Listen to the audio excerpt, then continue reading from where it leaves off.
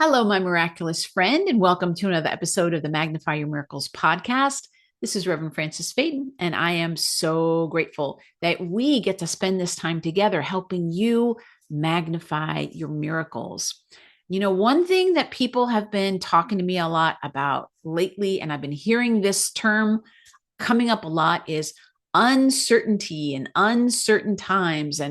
And my own clients have been asking me, some people who are in my membership have been asking me, like, what do we do in these uncertain times? How do we manifest in this time of uncertainty? And if you have that same question, then this is the episode for you, because I'm going to be sharing with you some things that are just going to be good reminders for you. But then I'm also going to be sharing something, and I'm going to put my Reverend Fran hat on, and I'm going to be sharing with you some spiritual truth to kind of help you really get what's going on and how to respond to whatever it is that you're seeing that's kind of going on the outside world, how to respond to it in a way that's really effective for you, especially for you as a creative entrepreneur, as somebody who's a light worker here on the planet to make a difference. How do you manifest? I'm going to be sharing the secret to manifesting in uncertain times. You ready? I'm excited. I can't wait to tell you. All right. So let's take a few deep breaths together. Just breathing in the energy of expansion, breathing out anything you no longer need.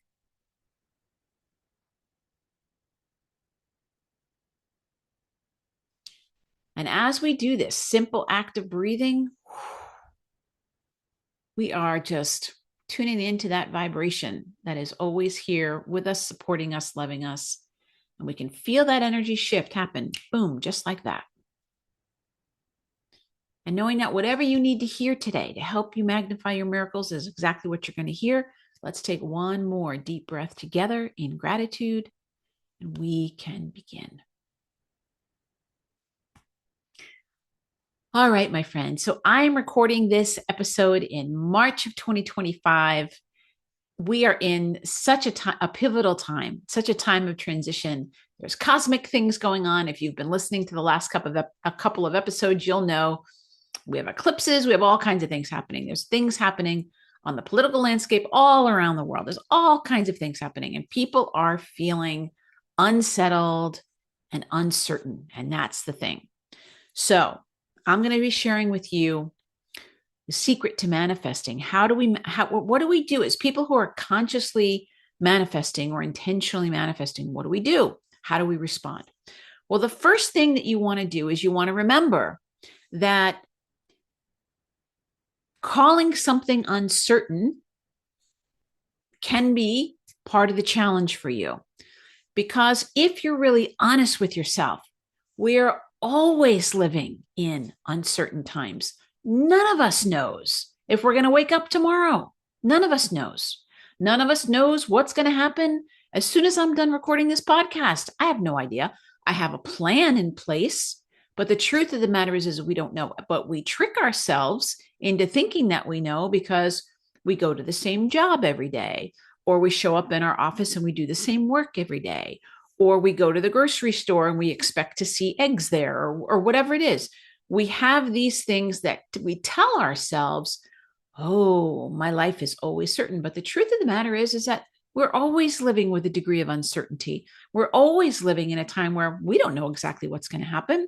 Now, given that that's the case, what do we know? And what is always certain? Well, if you're working in the world of manifestation, the law does not change. The laws of the universe do not change based on anything, really. It doesn't matter who is running the government in the country that you live in. It doesn't matter what age you are. It doesn't matter if you're single or you're married. It doesn't even matter if you believe in the law or you don't believe in the law. The laws are always working. The laws of manifestation, they do not change based on circumstance. Even in times of chaos and turmoil and all things going on, I think about like the things my mom lived through. She was a young woman during World War II. Like I think about that, like manifestation was still the same. The laws worked exactly the same. They don't change based on our outer circumstances. And that's the number one thing that we all need to remember when we're working with manifestation is if you look to your outer circumstances to give you your sense of certainty, you're always walking on sand because your outer circumstances are always coming from within you. Now, that can be a difficult thing. This is advanced manifestation, okay? And a lot of people are like, what are you talking about? I didn't manifest this. But it's really important when we take 100% responsibility for what we're experiencing. We don't put our energy out there trying to manage that. We always bring our energy back to ourselves and say, what can I do to help myself? The thing I say to my clients is, what can we do to change your energy, right? A lot of the work that I do in my coaching is helping people change their energy. You're changing your attitude, you're changing your vibrational frequency, you're changing your receptivity, you're focusing on what really matters to you. And that's one of the keys to manifesting, whether you're in seemingly uncertain times or very certain times. What are you focusing on? If you're focusing on everything out there, you're not going to be a very effective manifester because you're living in reaction to things. You're not just going, that's interesting, and then keeping your mind and your energy and your heart focused on the things that matter to you, the things that you really want to focus on. You're just bouncing off of circumstances. Well, that's kind of like going to the movies and deciding what you're going to do with your life based on what's happening on the movie screen. So if you went to the movies, right, and you're watching the movie screen and it's a horror movie and you decide, oh my God, the world's a horrible place because I'm watching what's going on this movie screen, you're going to go home and lock yourself in your house. Some people do that, right? If you go to this movie and it's like a fun, happy movie and you're like, hey, and you're making your decisions based on what you're seeing on that movie, you're still basing it on what's happening out there, right? It might be better than a horror movie, but you don't want to make your decisions based on what's happening out there, even if it's a romantic comedy that's happening. What if the thing that you're wanting to manifest in your life has nothing to do with a romantic comedy? What if you're really wanting to manifest something different than that? But that's the thing that's on the screen and you're going to respond to that. So you don't want to be reacting to what's happening outside. That doesn't mean that you don't want to take care of yourself and recognize what's going on, but you want to not focus on it from a manifesting point of view. This is the perfect time to be manifesting your big dream, whatever it is that you're wanting. This is the perfect time. And this is the thing I've been asking myself lately. How is this the perfect time for me? Which is a very different way of responding than, oh my God, the sky is falling. What's happening? Right? And I do not mean to be minimizing that there's suffering happening. I'm not denying that. I'm saying, what do I have control over? What is it that I can do something about? If I want to respond to suffering, it's very different to respond to it than to react to it and be bouncing off of it, right? Responding to something is a very purposeful and mindful thing to do. Reacting to something puts you in a fearful place and makes you a little bit more victim mode, right? Whereas I'm going to respond to this. This is what I'm going to do about this. This is where I'm going to send my energy. I'm going to maybe I'm going to respond to this charity. I'm going to do something, whatever it is you're going to do. You're coming from a place of response, which is more empowered. Now, I want to share with you. I'm so excited to share this story. Whenever I get to put my reverend shoes on, I get so excited. I want to share this story with you because this came to me the other day and I was like, this is the story for our times. And it's the perfect story of the secret of manifesting in uncertain times. So it's actually a Bible story, which I love to throw in a Bible story when I can and give you the metaphysical meaning of a Bible story, right? So uncertain times, what does it feel like when you're in uncertain times? It feels unsteady, right? Like you're a boat in the water. And so there's a story in the New Testament where the disciples are out in a boat, right? And a storm comes. Now, this is not the one when Jesus was in the boat. Jesus is actually over on the shore, but they can't see him, right? Storms, waves, all these things are happening. They're so disoriented, they don't even recognize him. Right? So what does Jesus do? He's like, all right, obviously they don't recognize me. Let me come a little bit closer. So he starts walking on the water, right? And they are so freaked out that they're like, what is happening? The miracle is happening right in front of them and they can't see it because they're so consumed with fear. And yet, here it comes. Miracle's coming right towards them. Peter is the one that's like, wait a minute. I know who that is.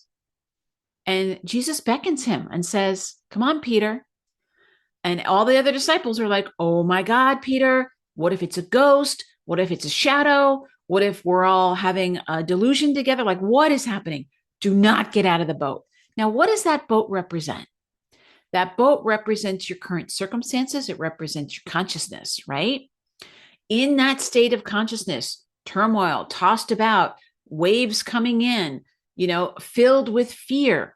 Peter had to get out of that boat. So Peter steps out of the boat. And much to his surprise, he's able to walk on the water. But he keeps his eyes on Jesus. He keeps his eyes on Jesus. And he is able to walk. And Jesus is standing there and he's beckoning him. Come on, Peter. Come on. Come out of that fear. Come on.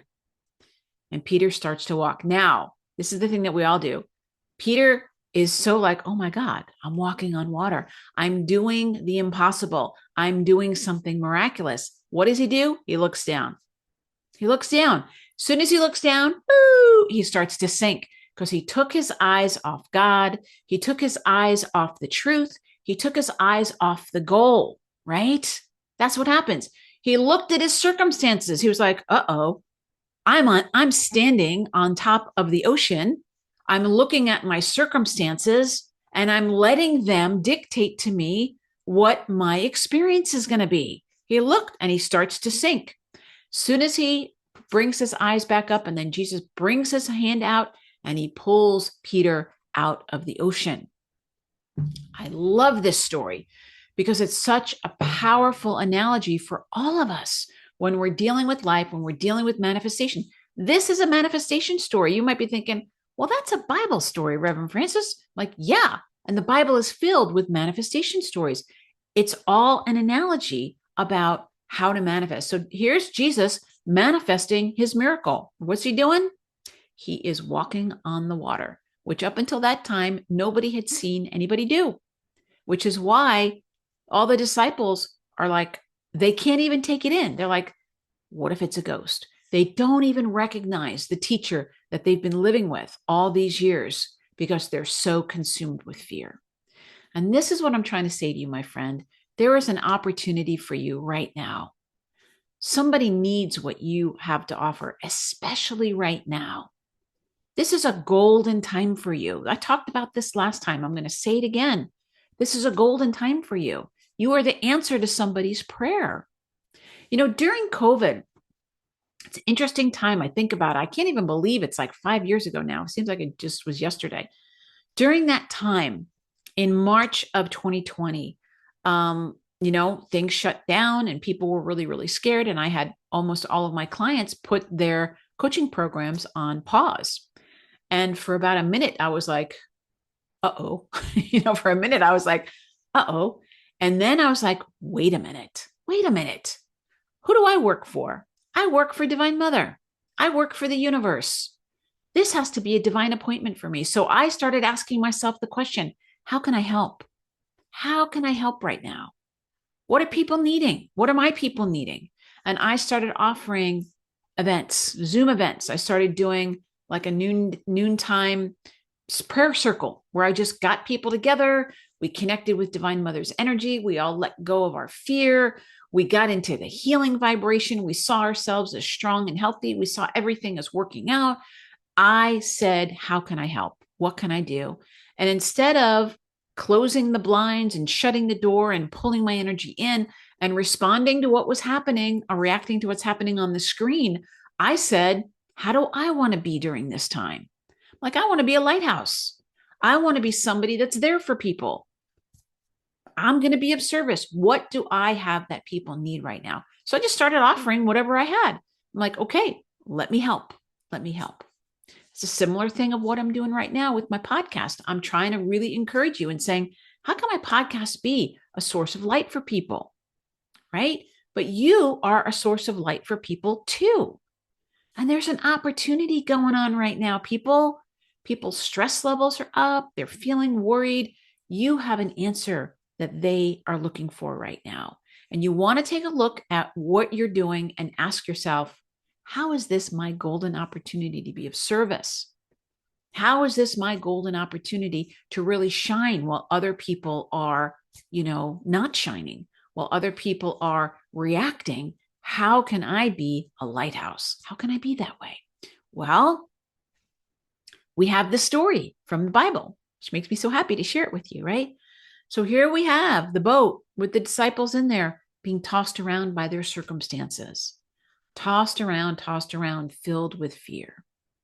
And yet God is always there. Whatever God is to you, whether it's Jesus or Krishna or Buddha or Mother Mary, whatever, however God shows up for you. We're just going to use the story and Jesus is going to be God, right? Whether he's your God or not, doesn't matter.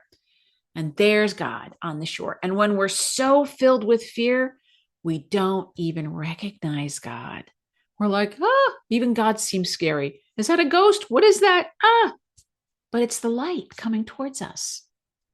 It is the energy of unconditional love coming out to meet us and saying, hey, I have ideas for you. I have opportunities for you.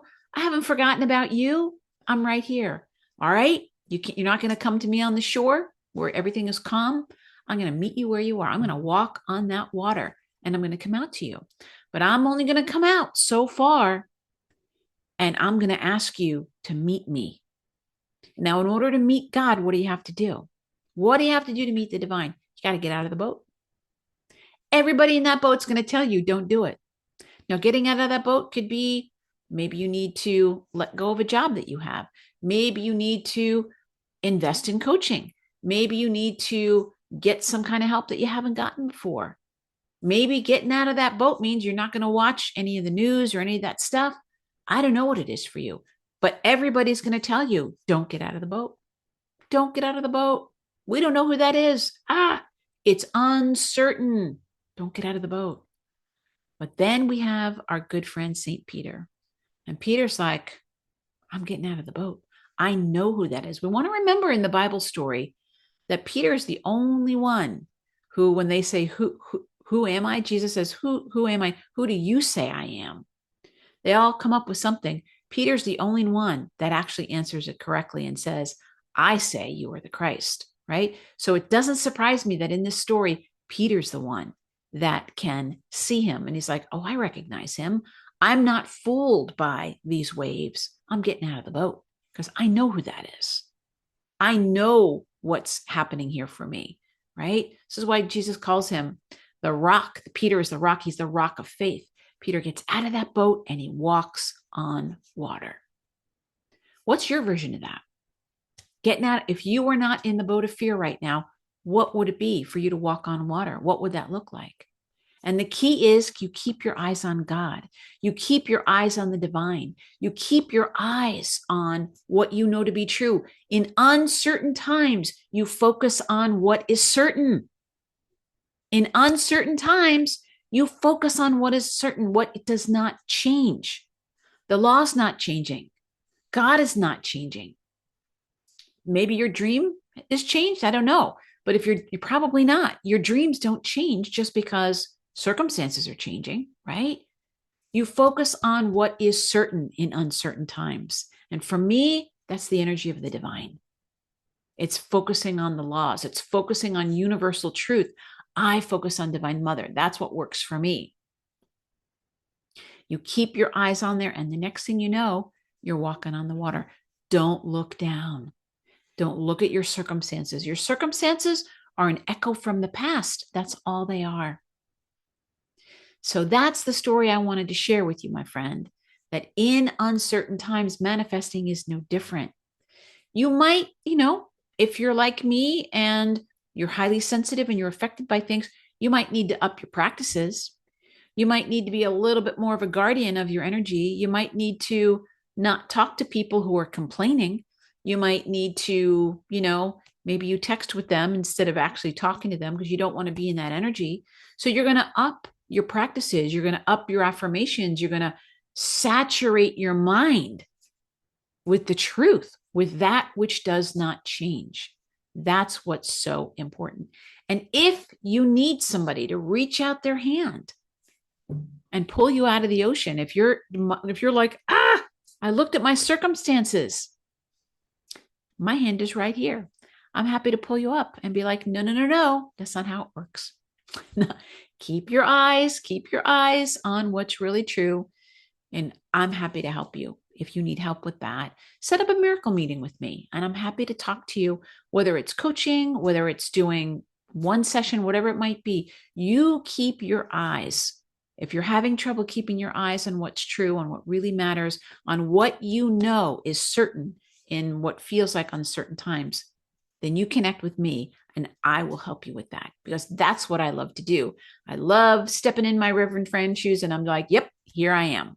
Here I am. I'm here to help you on the practical side and on the spiritual side. We bring both of those things together, and that's what magnifies your miracle, is bringing those two things together. All right, my friends. So I would love to know what you're going to do. How are you going to respond to this? How are you responding to what's going on in the world? And remember, this thing about certainty, you want to start telling yourself, I always live in certain times because I keep my eyes on the truth. I always am living in certain times because I keep my eyes on the truth. And what's one thing that we know is true? That your miracle is already here. All right, my friend. God bless you. We'll see you next time. Bye-bye.